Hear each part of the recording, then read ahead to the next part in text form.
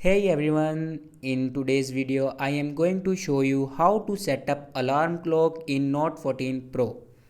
So let's start the video. First of all, open System Apps and then click on Clock. Here you can see the alarm option. Now click on alarm option and then click on this plus icon.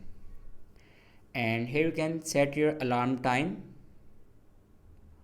After setting your alarm time, then simply here you can select your AM or PM, and then here you can select your ringtone. Now click on ringtone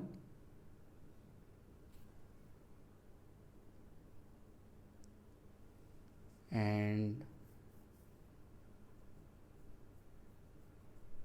then click on pre-installed ringtones, and here you can select any ringtone on your alarm.